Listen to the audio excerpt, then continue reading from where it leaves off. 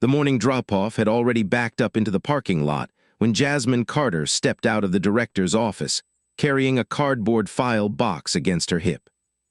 Inside were framed family photos, a stapler, a stack of licensing manuals, and the framed childcare director certificate that had hung behind her desk for 6 years. Parents noticed before anyone said a word. "Ms. Jasmine," a father asked as he held the door open for his daughter, "you moving offices?" Jasmine managed a small smile, just clearing out a few things. She kept walking. At the front desk, Denise Carter was replacing the weekly activity calendar with a handwritten notice. Leadership update. Effective immediately, Marcus Carter will oversee daily operations. Thank you for supporting our family tradition. Denise smoothed the paper flat with her palm, just as Patricia Carter walked in from the infant room. "There she is," Patricia said, loud enough for the lobby to hear. "We're making a few changes around here." Another parent looked between Jasmine and Patricia. "Is everything okay?" "Everything's fine," Patricia answered before Jasmine could speak.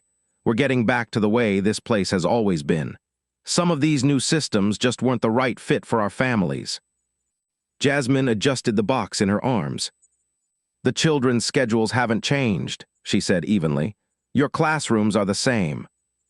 Patricia gave a polite smile that didn't reach her eyes.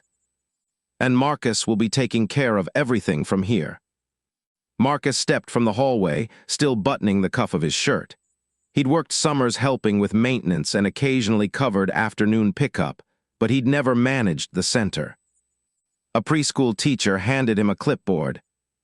"Marcus, where do these medication forms go now?" He glanced toward Patricia. She answered for him. "I'll handle those." Across the lobby, Monica Harris paused outside the toddler room with a little boy balanced on her hip. She had worked at the daycare longer than Jasmine had. Their eyes met briefly before Monica looked away and disappeared into her classroom. Parents continued arriving. Questions floated through the lobby. "Is Ms. Jasmine coming back?" "Who's handling enrollment?" "My app says today's attendance hasn't posted." Denise waved dismissively. "We're simplifying things, no more depending on phones for every little update." Jasmine walked behind the reception desk one last time. She unplugged her laptop, tucked the charger into the box, then reached for the small digital check-in tablet mounted beside the counter. Patricia stopped her. "Leave that." Jasmine looked at the black screen. "It belongs to the center. We won't be needing it." Neither of them touched it again. A mother carrying an infant approached Jasmine quietly. "My son finally stopped crying at drop-off because of those picture updates you started sending." Jasmine smiled politely. "I'm sure the teachers will keep taking good care of him." The woman hesitated as if she wanted to ask another question, but glanced toward Patricia and simply nodded before walking away. By mid-morning, the lobby had emptied. Jasmine returned to the office for one last sweep. The wall behind the desk showed a clean rectangle where her certificate had been hanging. The paint underneath was brighter than the rest of the wall. Marcus wandered in. "Do you know the password for payroll?" Jasmine looked at him. "You should ask whoever put you in charge." He rubbed the back of his neck. "I didn't ask for all this." "I know." For a moment, neither of them spoke. He stepped aside so she could leave. Outside, Jasmine loaded the box into her SUV. She sat behind the wheel without starting the engine. Her phone buzzed with a calendar reminder she'd created weeks earlier. Quarterly licensing compliance report due Friday. She opened the state licensing portal instead. The resignation form took only a few minutes to complete. Reason for resignation: no longer serving as program director for the licensed facility. She attached the required documentation, reviewed it once, and pressed submit. An automated confirmation arrived almost immediately. "Your notification has been received. A licensing specialist will contact the facility regarding director status." Jasmine locked her phone and pulled out of the parking lot. Inside the daycare, Denise folded the confirmation letter that had just printed from the office email and dropped it unopened into a drawer. "It can wait," she said. Patricia nodded without looking up from the attendance sheets spread across her desk. 3 weeks after Jasmine left, the morning routine no longer ran on time. Parents formed a line at the reception desk because the digital check-in tablet was gone. A yellow legal pad sat beside a coffee-stained clipboard instead. "Just sign your child's name and arrival time," Denise called from her office without looking up. One father frowned. "Didn't we used to scan in? We're keeping things simple now." He signed anyway, but his expression lingered as he walked toward the preschool room. Inside the toddler classroom, Monica Harris checked the attendance sheet against the children playing on the rug. 18, she counted quietly. The paper listed 21. She checked again. Still 18. Marcus walked in carrying a stack of folders. "You ready for snack?" "In a minute." She held up the attendance sheet. 3 kids aren't here." Marcus barely glanced at it. "They might be late. They're usually here by 8. Just leave it." He walked out before Monica answered. Later that morning, a mother arrived early for pickup after receiving a call that her daughter had bumped her head on a bookshelf. There was no digital incident report waiting in her inbox. "No one called me until an hour later," she said. Patricia handed her a handwritten form. "We've always handled these ourselves." The mother read the incomplete report. "It doesn't even say who saw it happen." "We're looking into it." She folded the paper and left without another word. Across the hallway, Monica opened the supply cabinet. Half the disposable gloves were gone. Cleaning wipes had been replaced with a cheaper brand she'd never seen before. She made a note to reorder them. Marcus stopped her. "Aunt Denise said we're holding off. We're almost out. They're watching expenses." Monica closed the cabinet. By Friday, parents had begun asking the same questions. Why aren't we getting classroom updates anymore? Why did billing change? My payment receipt looks different. Denise answered each concern with the same practiced smile. We're going back to the personal touch. One afternoon, Jasmine drove through the neighborhood after meeting with a commercial realtor. An empty church-owned preschool building had become available less than 2 miles from the family daycare. The classrooms needed paint. The playground fence required repairs. But the building already met most childcare requirements. She took photos, measured classrooms, and asked the property manager for renovation estimates before driving home. She never turned toward the old daycare. Back at the center, Monica stayed late organizing paperwork. She opened the attendance binder to prepare next week's classroom roster. Several entries looked different. Different handwriting. Different ink.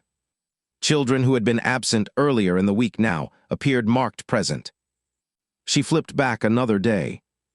The same thing. Footsteps approached. Patricia entered carrying her purse. "You still here?" "I was finishing attendance." Patricia reached over and closed the binder. "I'll take care of office records." Monica looked at her. "I already finished them yesterday." "I know." Patricia tucked the binder under her arm. "You worry about the classrooms." After she left, Monica stood alone in the office doorway. She had worked there 18 years. She had never been told to stay away from attendance records. The following Monday, a white envelope arrived by certified mail. Marcus signed for it. Across the top was the return address from the Michigan Department of Licensing and Regulatory Affairs.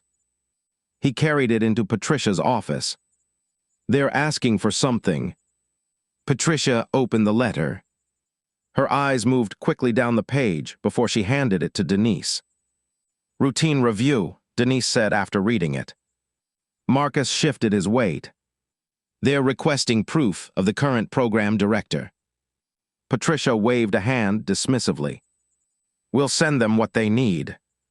They also want updated staff qualifications. We'll handle it. Marcus looked at the empty spot on the office wall, where Jasmine's framed director certificate had once hung. What do we send for that? Neither sister answered immediately. Denise folded the letter in half and slipped it into the same drawer, where Jasmine's resignation notice had been sitting unopened for weeks. It doesn't have to go out today, she said. Outside, parents continued arriving for afternoon pickup, signing their names onto another crowded sheet of paper, while the unplugged digital check-in tablet remained inside a storage cabinet, gathering dust. The state inspectors arrived just after 9 on a Wednesday morning. 2 women in business casual jackets stepped through the front door carrying tablets and identification badges. One introduced herself to the receptionist before asking to speak with the program director. Marcus came from the hallway, wiping finger paint from his sleeve. I'm the operations manager. The inspector smiled politely. We're looking for the licensed program director. Marcus hesitated. I'm handling the center. I understand. Who is the current licensed director listed with the state? He glanced toward Patricia's office. I'll get my aunt. Within seconds, Patricia and Denise joined them in the lobby. We weren't expecting anyone today, Patricia said. This is a compliance review following a director status change, the lead inspector replied. We notified the center by certified mail. Denise forced a smile. Of course, come on back. The inspectors followed them into the office. One opened her tablet. We'll need your current director's license, staff qualification files, attendance records, emergency drill logs, and enrollment roster. Patricia reached for a filing cabinet. We have everything. She pulled out several folders and laid them across the desk. The room grew quiet except for pages turning. The second inspector stopped at a personnel file.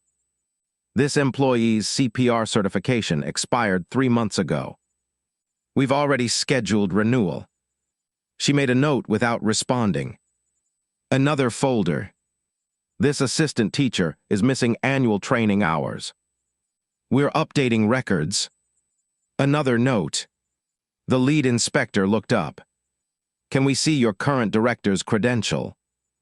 Patricia opened one drawer. Then another. She checked a shelf. The certificate was removed. We'll need the director's license number. Marcus shifted uncomfortably behind her. Denise answered. Our previous director left unexpectedly. And who has been serving as the acting licensed director since then? Silence. The inspector waited. Marcus finally spoke. I've been running daily operations. The inspector looked directly at him. Are you a licensed childcare program director? No. She entered another note.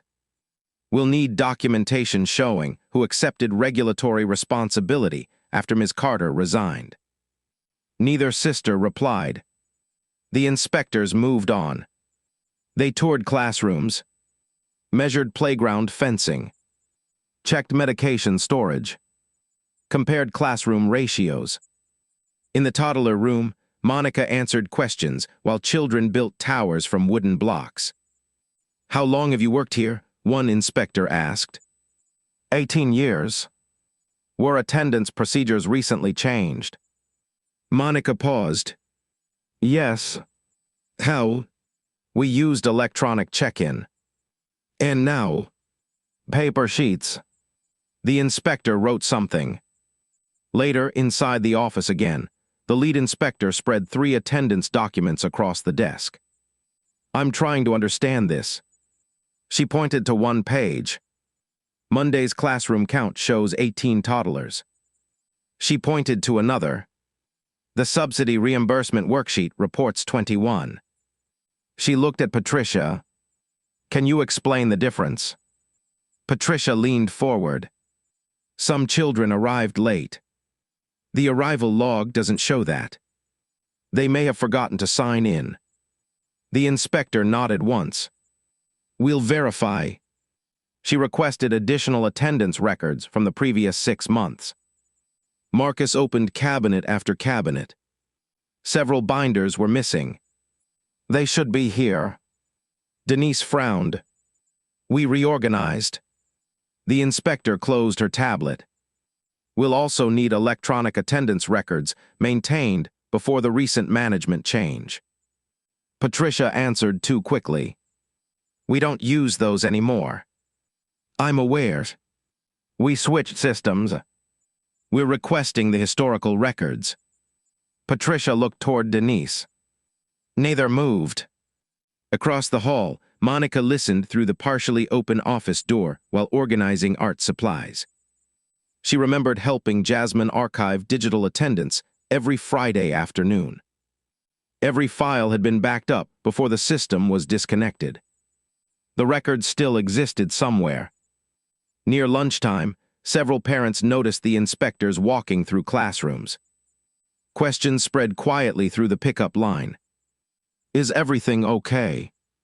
Just a routine review, Marcus repeated. By early afternoon, the inspectors gathered their folders. We're issuing a request for additional documentation, the lead inspector said. Please submit complete attendance records, payroll documentation, staff credentials, and subsidy reporting records covering the previous 2 years. Patricia's smile tightened. That's quite a bit. It's standard when documentation cannot be verified during an on-site review. The inspectors handed over a formal request packet before leaving. The front door closed behind them. For several seconds, no one spoke. Marcus looked at the thick packet resting on the desk. They're asking for records going back 2 years. Denise flipped through the pages until she reached the submission deadline. 10 business days. She slowly lowered the papers. Across the room, the empty space on the wall where Jasmine's framed director certificate had once hung seemed impossible to ignore. The request for records sat untouched until the 3rd day. By then, Patricia had emptied filing cabinets across the office floor. Attendance binders, payroll folders, subsidy reports, and staff files covered every available surface. Marcus carried another box from the storage room. I found more sign-in sheets. Patricia barely looked up. Put them over there. They're out of orders. We'll sort them. He set the box down and noticed Monica standing in the doorway. Do you need something? Patricia asked. Monica held a resignation letter in one hand. I wanted to give notice. Patricia looked up for the first time all morning. You're quitting now. I'm leaving at the end of the week. You've been here 18 years. I know. Denise stepped closer. You're choosing Jasmine over this family. I'm choosing somewhere I can do my job. No one tried to stop her after that. 2 days later, the inspectors returned with a financial compliance specialist. Boxes of requested documents lined the conference table. The specialist compared attendance logs against monthly subsidy claims. She stopped after only a few pages. Can someone explain why these children are marked present on reimbursement reports, but absent on classroom records? Patricia folded her arms. There were mistakes. The specialist continued reading. The same names appeared again. Different dates. Different classrooms. She opened another binder. More discrepancies. Across the table, the lead inspector connected a laptop to the center's internet. We also requested historical electronic attendance records. Patricia answered quietly. We don't have access anymore. The inspector looked at her. Ms. Carter retained copies as required under state record retention policy. She turned the laptop around. The screen displayed time-stamped check-in records covering the previous several years. Every arrival, every departure, every parent's signature.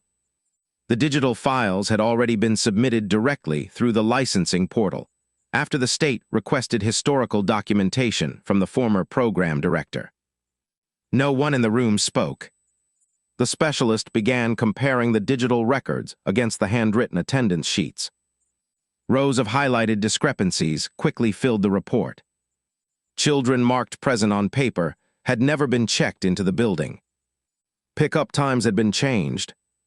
Attendance totals submitted for reimbursement exceeded verified daily counts.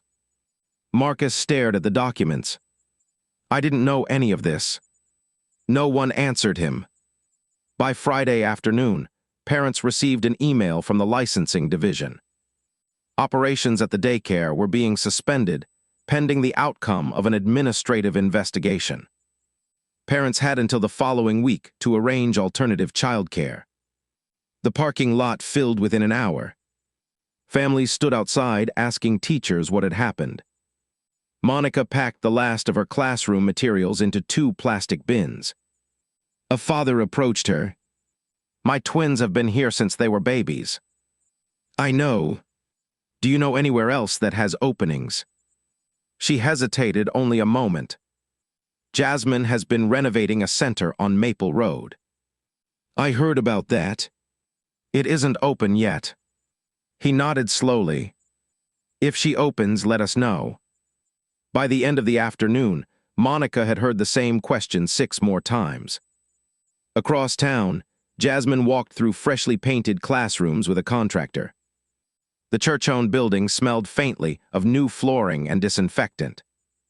Workers were installing child-height sinks in one classroom, while another crew repaired the playground gate. Her phone buzzed repeatedly in her pocket. Voicemails, emails, text messages, mostly parents asking the same question. When are you opening? She answered only after finishing the safety walkthrough. The licensing inspection is scheduled for Tuesday, she told the first caller. If everything passes, we'll open as soon as we're approved. That evening, she unlocked a narrow box she had carried from the old daycare. Inside was the framed childcare director certificate. She hung it on the office wall behind the new reception desk. Below it, an installer mounted the same digital check-in tablet that had once sat unplugged in a storage cabinet. He connected the power. The screen lit up. Looks like you're almost ready, he said. Jasmine nodded, but she looked through the front windows instead. Across the parking lot, 2 former parents stood outside their cars, pointing toward the building as if making plans they hoped would work. The licensing inspection began at 7:30 on a Monday morning. Jasmine unlocked the front door of Bright Start Learning Center before the inspectors arrived. Every classroom had already been stocked. Emergency contact binders sat in labeled cabinets. First aid kits were sealed and dated. The playground gate latched securely after every test. The same lead inspector who had visited the family daycare walked through the building with a clipboard.